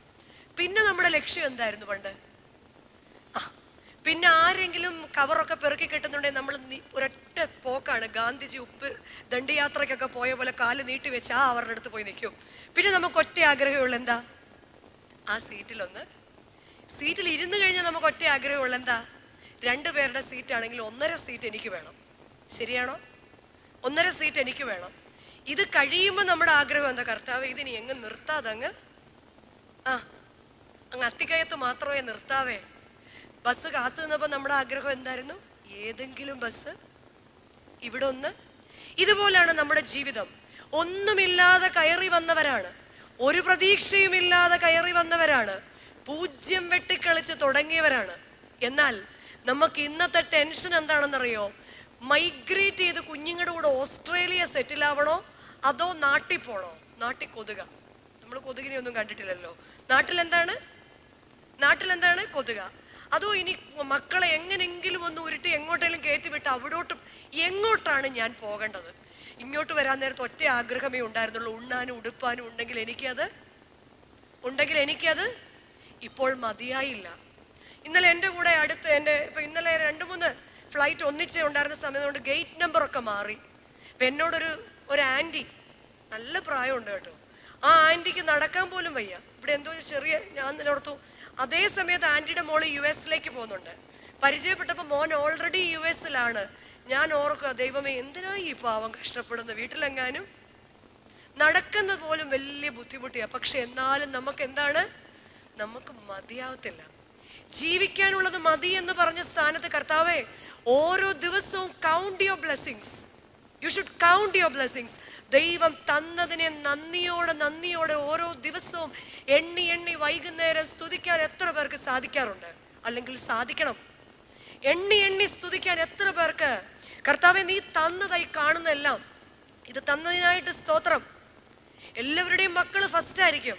പക്ഷെ ഫസ്റ്റ് അല്ലെങ്കിലും നീ എനിക്ക് തന്ന കുഞ്ഞുങ്ങൾക്കായിട്ട്, മക്കളില്ലാതെ എത്രയോ പേര് ഭാരപ്പെടുന്ന സ്ഥാനത്ത് നീ എനിക്ക് തന്ന മക്കൾക്കായിട്ട് സ്തോത്രം. ഓരോന്നിനായിട്ട് നന്ദി പറയാനും സ്തോത്രം ചെയ്യാനും നമുക്ക് സാധിക്കുകയാണെങ്കിൽ എങ്ങനെ നമ്മൾ മറ്റുള്ളവരുടെ കുറവുകളിലേക്ക് നോക്കും? പലപ്പോഴും നമുക്ക് തോന്നും ഈ ദേവാലയത്തിലെ ആത്മീയതയൊന്നും പോരാ. ഞാൻ 1982 വന്ന അന്നൊക്കെ നല്ല ഒന്നാന്തരം അച്ഛനും അത്ര ഒന്നും പോരാ. നമുക്ക് ജീവിതത്തിൽ ഒന്നും പോരാ. ആത്മീയവും പോരാ, നമുക്ക് ഭൗതികവും പോരാ. എല്ലാത്തിൻ്റെയും സ്റ്റിയറിങ് നമ്മുടെ കയ്യിലാണെങ്കിൽ എല്ലാം നമുക്ക് ഓക്കെയാണ്. അല്ലെങ്കിൽ നമുക്കെല്ലാം നമുക്കൊന്നും പോരാ. കർത്താവെ, ഇതിൽ നിന്നൊക്കെ ഒന്ന് മാറ്റി ഞാനിൽ നിന്ന് ഞങ്ങളിലേക്ക് ഉയരുവാൻ തക്കവണ്ണം കർത്താവ് ഞങ്ങളെ സഹായിക്കണേ. ആവർത്തന പുസ്തകം 30-ാം അധ്യായത്തിന്റെ 19-ാം വാക്യം പറയുകയാണ്, ജീവനും മരണവും അനുഗ്രഹവും ശാപവും ഇതാ ഞാൻ നിങ്ങളുടെ മുൻപിൽ വെച്ചിരിക്കുന്നു എന്ന് ആകാശത്തെയും ഭൂമിയെയും സാക്ഷി വെക്കുന്നു. ജീവനും മരണവും അനുഗ്രഹവും ശാപവും ഇതാ ഞാൻ നിങ്ങളുടെ മുൻപിലാണ് വെച്ചിരിക്കുന്നത്. ജീവൻ വേണോ മരണം വേണോ? ഇത്രയും പേരെ ഒന്നിച്ചെങ്ങനെ കൊണ്ടുപോകും? ജീവൻ വേണോ മരണം വേണോ? ജീവൻ വേണം. എന്നാൽ സദൃശ്യവാക്യം 18-ാം അധ്യായത്തിന്റെ 21-ാം വേദഭാഗം പറയുന്നുണ്ട്, ജീവനും മരണവും എവിടെയാണ് ഇരിക്കുന്നതെന്ന്. സദൃശ്യവാക്യം 18-ാം അധ്യായം 21-ാം വാക്യം പറയാണ്, ജീവനും മരണവും നിന്റെ നാവിന്റെ അധികാരത്തിലാണ് ഇരിക്കുന്നത്. ജീവനും മരണവും നാവിന്റെ അധികാരത്തിലാണ് ഇരിക്കുന്നത്. ഭവനത്തിൽ വെച്ച് ഭവനത്തിന്റെ അനുഗ്രഹത്തെ തടയുന്ന, മക്കളുടെ അനുഗ്രഹത്തെ തടയുന്ന, ജീവിത പങ്കാളിയുടെ അനുഗ്രഹത്തെ തടയുന്ന, രോഗിയായാലും ചേർത്ത് പിടിക്കാൻ കഴിയാത്തൊരവസ്ഥയുണ്ടെങ്കിൽ ജീവനും മരണവും നിന്റെ നാവിന്റെ അധികാരത്തിലായിരിക്കുന്നത്. ഒരുവന് തന്റെ നാവിനെ കടിഞ്ഞാണിടാതെ ഹൃദയത്തെ വഞ്ചിച്ചുകൊണ്ട് താൻ ഭക്തനാണെന്ന് നിരൂപിച്ചാൽ അവന്റെ ഭക്തി ദൈവസന്നിധിയിൽ വ്യർത്ഥമാണ്. അവന്റെ ദൈവസന്നിധിയിൽ അത് വ്യർത്ഥമാണ്. യിരെമ്യാ പ്രവാചകന്റെ പുസ്തകം 8-ാം അധ്യായത്തിന്റെ 6-ാം വാക്യത്തിൽ പ്രവാചകൻ ഇങ്ങനെ പറയുന്നുണ്ട്, യഹോവ ഇപ്രകാരം അരുളി ചെയ്യുന്നു, കുതിരപടയ്ക്ക് പായുന്നത് പോലെ ഓരോരുത്തരും താന്റെ വഴികളിൽ ഓടുകയാണ്. കൊക്കും പെരിഞ്ഞാറയും മീവൽ പക്ഷിയും അതിന്റെ മടങ്ങിവരവിന്റെ കാലമറിയുന്നു. ഞങ്ങൾ ജ്ഞാനികൾ, യഹോവയുടെ ന്യായപ്രമാണം ഞങ്ങളുടെ ഉള്ളിൽ ഉണ്ട് എന്ന് സ്വയം നമ്മളങ്ങ് വിചാരിക്കുകയാണ്. എന്നാൽ നമ്മുടെ പിതാക്കന്മാർ കണ്ടെത്തിയ അടുത്ത വഴി, അനുഗ്രഹത്തിന്റെ വഴി ഏതായിരുന്നു? കണ്ണുനീരോടുകൂടി പ്രാർത്ഥിച്ച വഴികളാണ്. എന്നാൽ നമുക്കിന്ന് കണ്ണുനീര് വരണമെങ്കിൽ ഒറ്റ മാർഗമേ ഉള്ളൂ. എന്താണ്? അനുഗ്രഹങ്ങൾക്ക് തടസ്സം നിൽക്കണം. എന്നാൽ ജീവനെ ആഗ്രഹിക്കുകയും ശുഭകാലം കാണുവാൻ ഇച്ഛിക്കുകയും ചെയ്യുന്നവൻ ദോഷം കൂടാതെ തന്റെ നാവിനെയും വ്യാജം കൂടാതെ തന്റെ അധരത്തെയും കാത്തുകൊള്ളണം. ദോഷം വിട്ടകന്നോ ഗുണം ചെയ്യണം. പ്രാർത്ഥനയുടെ പായിൽ ഞാൻ എങ്ങനെയാണ്? മക്കളുടെ മുൻപിൽ പ്രാർത്ഥനയുടെ പായിൽ ഞാൻ എങ്ങനെയാണ്? വ്യക്തിപരമായ പ്രാർത്ഥനയിൽ, കുടുംബ പ്രാർത്ഥനയിൽ എൻ്റെ മക്കളുടെ മുൻപിൽ മാതൃകയാകാൻ എനിക്ക് സാധിക്കാറുണ്ടോ? ശരിയാണ്, ജീവിതത്തിൽ ഒത്തിരി പ്രശ്നങ്ങളുണ്ട്, ഒന്നിച്ചിരിക്കാൻ നേരെയില്ല. സ്ട്രെസ്സാണെന്നാ പറയുന്നത്. സ്ട്രെസ് IT ആയപ്പോ ഈ സ്ട്രെസ് പണ്ടോർക്കുന്നോ? കാറ്റ് ദിശ മാറി വീശിയാൽ നട്ട വാഴ മുഴുവൻ പോയപ്പോഴും നമ്മുടെ അപ്പനപ്പാപ്പന്മാർക്കും ഈ സ്ട്രെസ് ഉണ്ടായിരുന്നു. ഞാറ്റുവേലയൊന്നും മാറി മഴ പെയ്താൽ അന്നും ഈ സ്ട്രെസ് ഉണ്ടായിരുന്നു. മണ്ണിനോട് മല്ലിട്ട സമയത്ത്, നമ്മുടെ പിതാക്കന്മാർ കാട് വെട്ടി നാടാക്കിയ സമയത്ത് 6, 7, 8 മക്കളെ വളർത്തിയപ്പോഴും ഈ സ്ട്രെസ് ഉണ്ടായിരുന്നു. അന്ന് സ്ട്രെസ്സിന് നേരമില്ലായിരുന്നു. കാരണം എന്താണ്? അപ്പോഴും അവർ നമ്മളെ വളർത്താൻ വേണ്ടി ജോലി ചെയ്തുകൊണ്ടേയിരുന്നു. അപ്പോഴും അവർ കഷ്ടപ്പെട്ടുകൊണ്ടേയിരുന്നു. വ്യക്തിപരമായ പ്രാർത്ഥനയിൽ അവർ ദൈവത്തെ മുഖാമുഖം കണ്ടുകൊണ്ടിരുന്നു. ഒന്നുമില്ലായ്മയുടെ സമയത്ത് അവർ പ്രാർത്ഥിച്ചു, യഹോവ എൻ്റെ ഇടയനാവുന്നു, ഞങ്ങൾക്കൊന്നിനും കുറവില്ല എന്ന് പ്രാർത്ഥിക്കാൻ ഒരു ധൈര്യമുണ്ടായിരുന്നു. ഹബക്കൂക്ക് പ്രവാചകന്റെ പുസ്തകം 3-ാം അധ്യായത്തിന്റെ 17-ാം വാക്യത്തിൽ പോലെ അവർ പ്രാർത്ഥിച്ചു, അത്തിമരങ്ങൾ ഞങ്ങൾക്ക് പൂത്തില്ല എങ്കിലും, മുന്തിരി വള്ളികൾ വാടിപ്പോയാലും, ആലയിലുള്ള ആടുകൾ ചത്തുപോയാലും, ഒലിവിന്റെ കായ്കനികളൊക്കെ ഉതിർന്നു വീണാലും, യഹോവയാണ് ഞങ്ങളുടെ ആനന്ദം, യഹോവയാണ് ഞങ്ങളുടെ ബലം. മക്കൾ ഞങ്ങൾക്ക് എതിര് നിന്നാലും, വിചാരിക്കുന്നത് പോലെ ജോലി പോയില്ലെങ്കിലും, ആരോഗ്യം ക്ഷയിച്ചാലും, ആരെല്ലാം തള്ളിക്കളഞ്ഞാലും, ആരെല്ലാം ഉപേക്ഷിച്ചാലും, ആരെല്ലാം കൊള്ളരുതാത്തവനെന്ന് പറഞ്ഞാലും, എന്നെ വേണ്ട ഒരു ദൈവമുണ്ട് എന്നവർക്കറിയാമായിരുന്നു. 2 കുടുംബ പ്രാർത്ഥനകൾ. ഇന്ന് കുടുംബ പ്രാർത്ഥനകളുടെ സമയത്തിന് പകരം പണ്ട് പറയുമായിരുന്നു, ഒരു കർത്തൃമേശയും ഒരു ഭക്ഷണമേശയും ഒന്നിച്ചുണ്ടായിരിക്കണമെന്ന്. കർത്തൃമേശയും വലിയ ബുദ്ധിമുട്ടായി ഇന്ന് ഒന്നിച്ച്. കാരണം വെള്ളിയാഴ്ച ഒരു കുർബാന, ശനിയാഴ്ച 2 കുർബാന, ഞായറാഴ്ച 2 കുർബാന. സൗകര്യങ്ങൾ കൂടുന്നത് കൊണ്ട് ആരൊക്കെയാ വരുന്നേ വരാത്തേന്ന് അച്ഛന് പോലും അറിയാത്ത വിധം അതിവിദഗ്ധമായി നമ്മൾ ആരെ കളിപ്പിച്ചുകൊണ്ടിരിക്കുക. പക്ഷെ ദൈവത്തെ കളിപ്പിക്കാൻ നമുക്ക് പറ്റില്ല. എപ്പോഴാ നമ്മൾ കരയുന്നതെന്നറിയോ? ആര് പരിചയപ്പെട്ടാലും പറയുന്നത്, റിട്ടയർ ചെയ്തതിന് ശേഷം വായിക്കാനും ധ്യാനിക്കാനും ഒക്കെ സമയം കിട്ടുന്നുണ്ടെന്ന്. എന്തിന്? ഇത് വായിക്കേണ്ട സമയത്ത് മക്കള് കാണണമായിരുന്നു എൻ്റെ അപ്പൻ എന്താ വായിക്കുന്നതെന്ന്, എൻ്റെ അമ്മ എന്താ വായിക്കുന്നതെന്ന് മക്കള് കാണണമായിരുന്നു.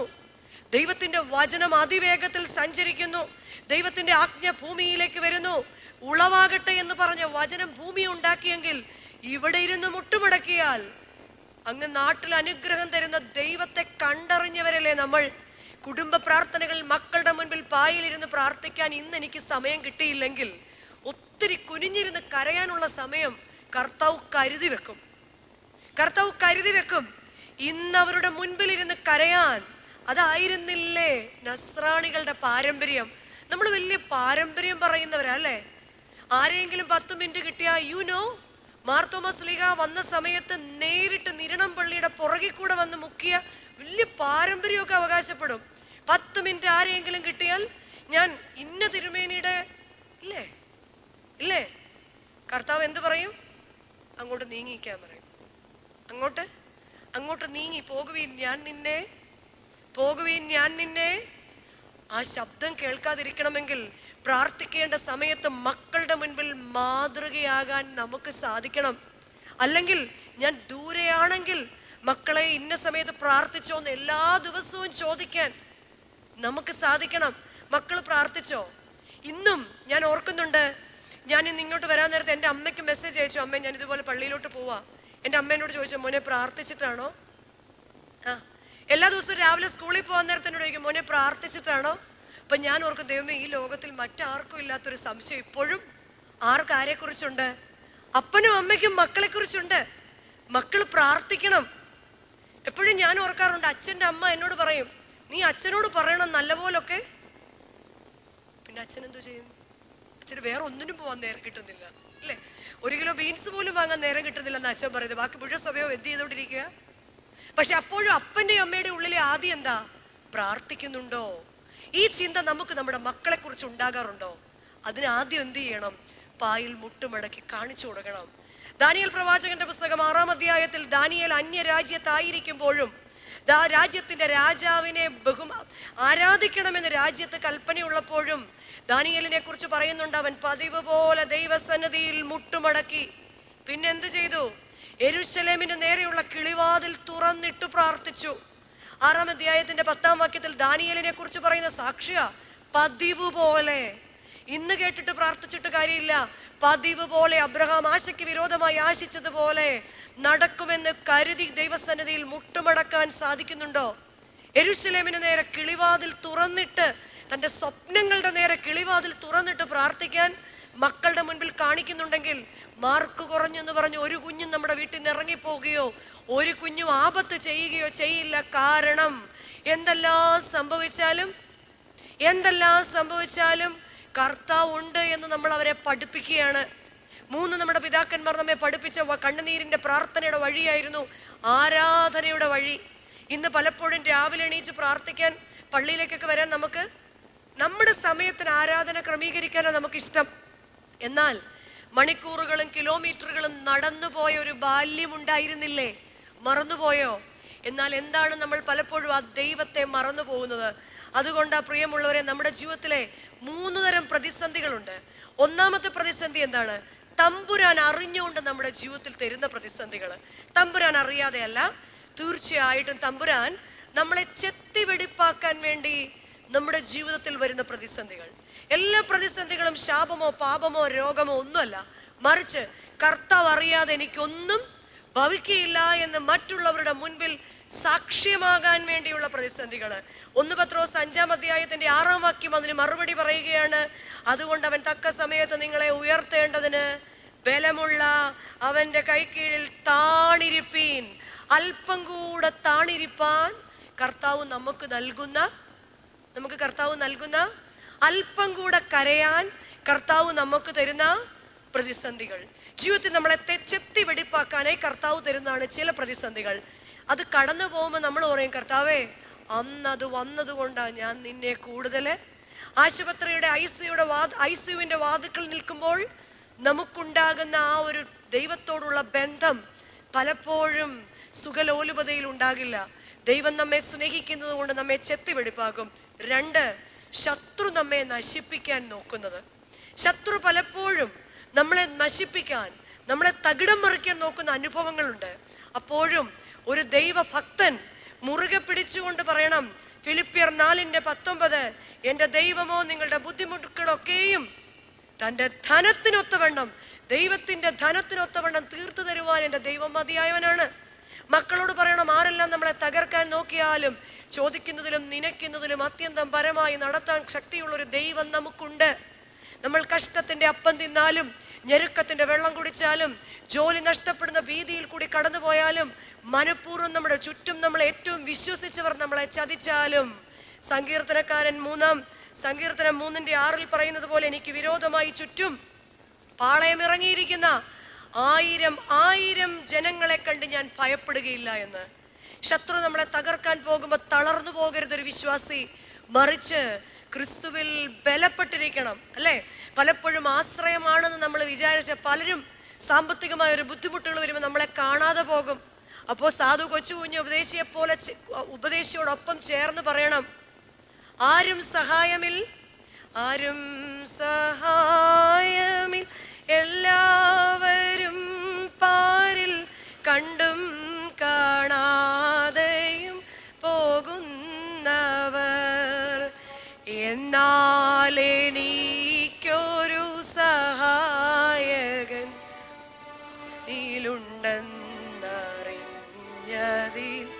എത്രയോ അവസരങ്ങൾ നമുക്കുണ്ടായിട്ടുണ്ടല്ലേ?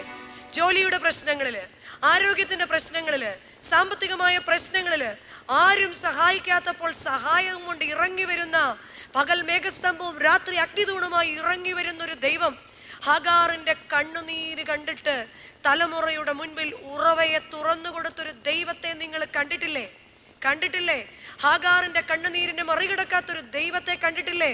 ഇസ്രായേൽ ജനം നോക്കിയപ്പോൾ മുൻപിൽ ചെങ്കടലായിരുന്നു, പിന്നിൽ ഫറവോന്റെ സൈന്യമായിരുന്നു. എന്നാൽ ആ ഉണങ്ങിയ നിലത്തൂടി സമുദ്രത്തെ പകുത്ത് നടത്തിയ ഒരു ദൈവത്തെ കണ്ടിട്ടില്ലേ? ഈ ദേശത്ത് വെച്ച് നമ്മൾ കണ്ടിട്ടുണ്ട്. ആ ഒരു ദൈവത്തെ നമ്മുടെ മക്കൾക്ക് കാട്ടിക്കൊടുക്കുവാൻ ജീവിതത്തിന്റെ പല പ്രതിസന്ധികളും നമ്മെ പഠിപ്പിക്കാനായിട്ട് ഉപയോഗിക്കും. 3-ാമത്തെ ഒരു പ്രതിസന്ധി ഉണ്ട്. എന്താണെന്നറിയോ? വിളിച്ചു വരുത്തുന്ന പ്രതിസന്ധി എന്ന് പറയും. ചിലതൊക്കെ നമ്മൾ അലസത കൊണ്ട് വിളിച്ചു വരുത്തുന്ന ചില പ്രതിസന്ധികളുണ്ട് ജീവിതത്തിൽ. അവിടെ ഇവിടെയും ചാഞ്ഞും ചെരിഞ്ഞു ഇരുന്ന് തെറ്റാണെന്നറിഞ്ഞിട്ടും ഞാൻ എന്ന ഭാവത്തിൽ എൻ്റെ ഭവനത്തിൽ സ്നേഹമുണ്ട് എനിക്ക്, പക്ഷെ കൊടുക്കാൻ എനിക്ക് ഇത്രേ അറിയത്തുള്ളൂ. ഞാൻ ഇങ്ങനെയാണ്. ഞാൻ തെറ്റാണെന്നറിഞ്ഞിട്ടും വീണ്ടും വീണ്ടും ചെയ്യുന്ന തെറ്റുകള്, അരുതുകളെ താലോലിക്കുന്ന നമ്മുടെ ചില സ്വഭാവങ്ങള്, അരുതുകളെ താലോലിക്കുവാൻ കാണിക്കുന്ന ചില വ്യഗ്രതകള്, അത് 2-3 തരം പ്രതിസന്ധികൾ ഉണ്ടെന്ന് നമ്മൾ കേട്ടല്ലോ. ന്യായാധിപന്മാരുടെ പുസ്തകം 13-ാം അധ്യായം ഈ പ്രതിസന്ധികളെ കുറിച്ച് വ്യക്തമായിട്ട് നമ്മളോട് പറയുന്നുണ്ട്. ന്യായാധിപന്മാരുടെ പുസ്തകം 13-ാം അധ്യായം ആരുടെ ജീവചരിത്രമാണെന്ന് പറയാമോ? ചുമ്മാ പറ. അയ്യോ, നമുക്ക് വളരെ ഫേവറേറ്റാ, നമ്മൾ ഏറ്റവും കൂടുതൽ പഴിക്കുന്ന ഒരാളാണ് ശിംശോൻ. ശിംശോന്റെ തെറ്റെന്തായിരുന്നു?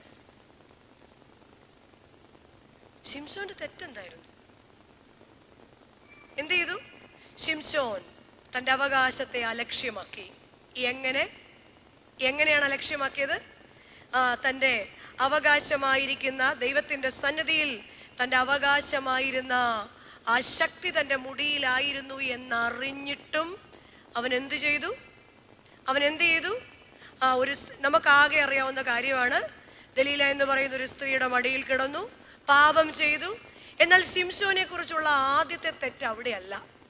ശിംശോനെ കുറിച്ചുള്ള ആദ്യത്തെ കുഴപ്പം, ശിംശോൻ നാസീർ വ്രതക്കാരനായിരുന്നല്ലോ. ഈ ശിംശോൻ ന്യായാധിപന്മാരുടെ പുസ്തകം 14-ാം അധ്യായത്തില് ശിംശോൻ തന്റെ അപ്പന്മാരോടുകൂടി തിമ്നയിലേക്ക് നടന്നു പോകുകയാണ്. തിമ്ന എന്ന് പറയുന്ന ദേശത്തേക്ക് നടന്നു പോകുകയാണ്. ഒരു ബാലസിംഹം അവന്റെ നേരെ ചീറി വരികയായിരുന്നു.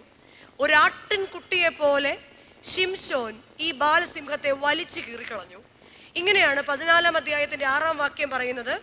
യഹോവയുടെ ആത്മാവ് അവന്റെ മേൽ വന്നു, അവന്റെ നേരെ കടന്നു വന്ന സിംഹത്തെ അവൻ എന്ത് ചെയ്തു? കീറിക്കളഞ്ഞു. പലപ്പോഴും ജീവിതത്തിലെ പല പ്രശ്നങ്ങളും അലറുന്ന സിംഹത്തെ പോലെ നമ്മുടെ നേരെ കടന്നു ചെല്ലുമ്പോൾ ശിംശോനെ പോലെയും ദാവീദിനെ പോലെയും തൻ്റെ മുൻപിൽ വരുന്ന ശത്രുവിന്റെ തന്ത്രത്തെ കീറിക്കളയാൻ നമുക്ക് സാധിക്കണം. പക്ഷേ വീണ്ടും നമുക്ക് കാണാൻ സാധിക്കും 14-ാം അധ്യായത്തിന്റെ 9-ാം വാക്യത്തിൽ തിമ്നയിൽ ചെന്ന് കല്യാണമൊക്കെ ഉറപ്പിച്ച് തിരിച്ചു പോയിട്ട് പിന്നെ ഇതിനു വേണ്ടി തിരിച്ചൊരു വരുന്നൊരു വരവുണ്ട്. വീണ്ടും വന്നപ്പോൾ ഈ സിംഹത്തെ അന്വേഷിച്ച് ശിംശോൻ വീണ്ടും പോവുകയാണ്. താൻ കൊന്നിട്ട സിംഹത്തെ അന്വേഷിച്ചു പോയി. അതിന്റെ ഉടൽ അവിടെ കിടക്കുന്നത് കണ്ടു. അതിലൊരു തേനീച്ച കൂട് വെച്ചിരിക്കുന്നത് കണ്ടു. അതിൽ നിന്ന് തേനെടുത്ത് ശിംശോൻ കുടിക്കുകയും മാതാപിതാക്കളോട് ഇത് ഇങ്ങനെ കിട്ടിയതാണെന്ന് പറയാതെ അവർക്കും കൊടുക്കുകയും അവരും അത് കുടിക്കുകയും ചെയ്തു. നാസീർ വ്രതക്കാരൻ എന്ന് പറഞ്ഞാൽ, നാസീർ വ്രതക്കാർ ശവത്തെ തൊടുകയോ ശവത്തിന്റെ അടുക്കൽ നിൽക്കുകയോ പോകുകയോ പോലും ചെയ്യാൻ പാടില്ല. ആ സ്ഥാനത്ത് താൻ കൊന്നു കളഞ്ഞ സിംഹത്തിന്റെ ഉടൽ അന്വേഷിച്ച് പോകുകയാണ്. പാപത്തെ അന്വേഷിച്ച് പോകുകയാണ്. അന്വേഷിച്ച് പോകുക മാത്രമല്ല, ഉടലിലെ തേനീച്ചയുടെ തേനിനെ എടുത്ത് കുടിക്കുകയും കൂടെ ചെയ്തു, കുടുംബത്തിൽ കൊടുക്കുകയും ചെയ്തു. പലപ്പോഴും ചെറുതും വലുതുമായ തെറ്റുകൾ തെറ്റാണെന്നറിഞ്ഞിട്ടും വീണ്ടും പഴയതുപോലെ അതിനെ ആവർത്തിക്കാനാണെങ്കിൽ എന്തിനാണ് പ്രിയമുള്ളവരെ നാം വചനം കേൾക്കുന്നത്? വചനം നമ്മളെ ശുദ്ധി ചെയ്യണം, വചനം നമ്മളെ ശുദ്ധീകരിക്കണം. ഇതാണ് ശിംശോന്റെ കയ്യിൽ നിന്ന് പറ്റിയ ആദ്യത്തെ തെറ്റ്. താൻ ഉപേക്ഷിച്ചതിനെ തേടിപ്പോയി. പലപ്പോഴും നോയമ്പ് വരുമ്പോൾ, കൺവെൻഷൻ വരുമ്പോൾ കേൾക്കും, 2 ദിവസം അനുസരിക്കും. പക്ഷെ നമുക്ക് നമ്മളെ തന്നെ നിയന്ത്രിക്കാൻ പറ്റുന്നില്ലെങ്കിൽ, ആ പാപത്തിൽ നമ്മൾ വീണ്ടും തുടരുകയാണെങ്കിൽ എന്തിനാണ് പ്രിയമുള്ളവരെ ഞാൻ എന്നെ തന്നെ ചതിക്കുന്നയാളായി തീരുന്നത്? എന്തിനാണ് പ്രിയമുള്ളവരെ നമ്മൾ നമ്മുടെ മക്കളുടെ മുൻപിൽ ഇങ്ങനെ ദൈവത്തെ ദുഷിക്കുന്നത്? ആകയാൽ പ്രിയമുള്ള വിശ്വാസികളുടെ സമൂഹമേ, നാം വിളിച്ചു വരുത്തുന്ന ചില പ്രതിസന്ധികളിൽ നമുക്കറിയാം, ഒളിമ്പിക്സിൽ ഇന്ത്യയുടെ സ്വപ്നമായിരുന്നു ഷൈനി വിൽസൺ. ഓർമ്മയുണ്ടാവും അല്ലെ? ഷൈനി വിൽസൺ ഒളിമ്പിക്സിൽ ഗോൾഡ് മെഡൽ ഇന്ത്യയുടെ സ്വപ്നമായിരുന്നു. ഷൈനി വിൽസൺ തന്നെയാണ് ആദ്യം ഓടി വന്നത്. പക്ഷെ റിസൾട്ട് അനൗൺസ് ചെയ്തപ്പോൾ മിടുക്കുള്ള പെൺപിള്ളേർ ഗോൾഡ് മെഡലും കൊണ്ടുപോയി. എന്തായിരുന്നു കാരണം? 800 മീറ്റർ റേസില് 200 മീറ്റർ കഴിഞ്ഞപ്പോൾ എന്തോ ഒരു ട്രാക്കിന്റെ അനൗൺസ്മെന്റ് മിസ് ആയിപ്പോയി. മാറി കേൾക്കുകയോ മിസ് ഇന്റർപ്രറ്റ് ചെയ്യുകയോ എന്തോ ചെയ്തു. എന്ത് സംഭവിച്ചു? ട്രാക്ക് മാറി ഓടി 1ാമതായി വന്നു നിന്നു. എങ്കിലും ഇന്ത്യ എന്ന രാജ്യത്തിന് ഗോൾഡ് മെഡൽ നഷ്ടപ്പെട്ടു. ഷൈനി വിൽസൺ എന്ന് പറയുന്ന വ്യക്തിക്ക് ഗോൾഡ് മെഡൽ നഷ്ടപ്പെട്ടു. 3 ആ ഒളിമ്പിക്സിൽ നിന്ന് ഔട്ടാവുകയും ചെയ്തു. ഇതുപോലെയാണ് നമ്മളും. 2 തിമോത്തിയോസിന്റെ പുസ്തകം 2-ാം അധ്യായം പറയുന്നുണ്ട്, ഒരുവൻ മല്ലുകെട്ടിയാലും ചട്ടപ്രകാരം നടക്കുന്നില്ലെങ്കിൽ കിരീടം പ്രാപിക്കുന്നില്ല. അപ്പനെന്ന് മല്ലുകെട്ടിയാലും, അമ്മയെന്ന് മല്ലുകെട്ടിയാലും, ഭക്തനെന്ന് മല്ലുകെട്ടിയാലും, മക്കളെന്ന് മല്ലുകെട്ടിയാലും, എൻ്റെ കടമകളെ, നമ്മൾ പറയും രാജ്യത്തിന്റെ നിയമം, there are fundamental rights and fundamental duties. എൻ്റെ കടമകളെ, എൻ്റെ ഉത്തരവാദിത്തങ്ങളെ എവിടെയെങ്കിലും ഞാൻ ബോധപൂർവ്വം ഉപേക്ഷിക്കുന്നുണ്ടെങ്കിൽ, എൻ്റെ പ്രാർത്ഥനയെ, എൻ്റെ കുടുംബ പ്രാർത്ഥനയെ, എൻ്റെ ആരാധനയെ, എൻ്റെ വ്യക്തിബന്ധങ്ങളെ, എൻ്റെ സ്വഭാവശുദ്ധിയിൽ എവിടെങ്കിലും ഞാൻ ട്രാക്ക് മാറി ഓടുന്നുണ്ടെങ്കിൽ, ഒരുവൻ മല്ലുകെട്ടിയാലും ചട്ടപ്രകാരം നടക്കുന്നില്ല എങ്കിൽ, പ്രിയമുള്ളവരെ, നാം കിരീടം പ്രാപിക്കുകയില്ല. ആകയാൽ വിശ്വാസത്തിന്റെ നായകനും പൂർത്തി വരുത്തുന്നവനുമായി യേശുവിങ്കിലേക്ക് നോക്കാം. ഈ ലോകത്തിൽ കൊടുക്കുന്ന എല്ലാ സന്തോഷത്തെയും അപമാനത്തെയും ഒക്കെ അവൻ അലക്ഷ്യമാക്കി തൻ്റെ മുൻപിൽ വെച്ചിരിക്കുന്ന മഹാസന്തോഷമായ ദൈവസന്നിധി എന്ന വലിയ സന്തോഷത്തെ ആഗ്രഹിച്ചു.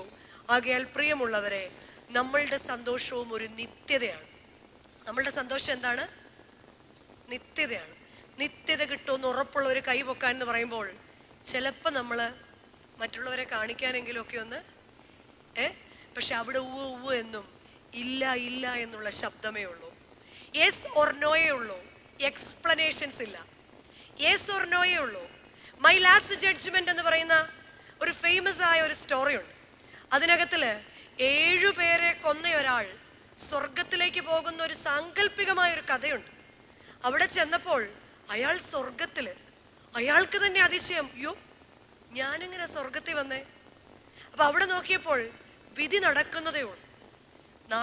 അയാൾ സൂക്ഷിച്ചു നോക്കിയപ്പോൾ യഹോവയാം ദൈവം വേണ്ട മാറിയിരിക്കുന്നു. തന്നെ നാട്ടിൽ വെച്ച് വിധിച്ച അതേ ജഡ്ജി ആ കസേരയിൽ ഇരിക്കുന്നു.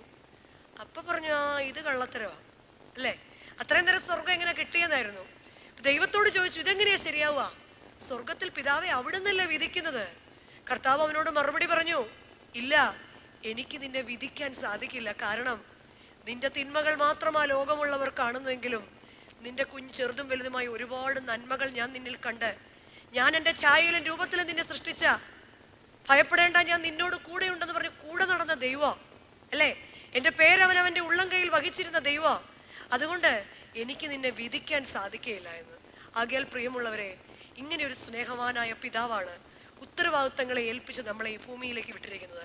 ആകയാൽ നമ്മുടെ പിതാക്കന്മാരെ പോലെ വചനമനുസരിച്ച് ജീവിക്കുവാനും വാഗ്ദത്തത്തിനു വേണ്ടി മുട്ടുമടക്കുവാനും ദൈവത്തിന്റെ പരിശുദ്ധാത്മാവ് സഹായിക്കട്ടെ. ആകയാൽ ഞാനിൽ നിന്ന് ഞങ്ങളിലേക്ക് മാറുവാൻ, തന്നെ തന്നെ ത്യജിച്ചൊന്ന് വിട്ടുകൊടുക്കാൻ, കർത്താവെ വീട്ടിലും നാട്ടിലും ജോലി സ്ഥലത്തും ഒരു ക്രിസ്ത്യാനിയാകുവാൻ, എന്നെ കാണുന്നവൻ ക്രിസ്തുവിനെ കാണുവാൻ എന്നെ സഹായിക്കണമെന്ന് പ്രാർത്ഥിക്കാം. 3, എൻ്റെ പിതാക്കന്മാരെ പോലെ കണ്ണുനീരോടുകൂടി പ്രാർത്ഥിക്കാൻ, പ്രതിസന്ധികളിലും മുറുകെ പിടിച്ച് ദൈവത്തിന്റെ സന്നിധിയിൽ നിൽക്കുവാൻ, വരുത്തി വെക്കുന്ന പ്രതിസന്ധിയല്ല, മറിച്ച് ഓരോ പ്രതിസന്ധിയിലും അവന്റെ മുറിവുള്ള കൈകളിൽ മുറുകെ പിടിക്കുവാൻ, വിശ്വാസത്തിന്റെ നായകനും പൂർത്തി വരുത്തുന്നവനുമായ യേശുവിങ്കലേക്ക് നോക്കിയിട്ട് അവന്റെ സന്തോഷം എൻ്റെ സന്തോഷമായി തീരുവാൻ ദൈവത്തിന്റെ പരിശുദ്ധാത്മാവ് നമ്മെ എല്ലാവരെയും വ്യക്തികളായിട്ട് കുടുംബങ്ങളായിട്ട് അനുഗ്രഹിക്കട്ടെ എന്ന് പ്രാർത്ഥിച്ചുകൊണ്ട് ആശംസിച്ചുകൊണ്ട് എൻ്റെ വാക്കുകളെ നിർത്തുന്നു. ദൈവം എല്ലാവരെയും സമൃദ്ധിയായിട്ട് അനുഗ്രഹിക്കട്ടെ.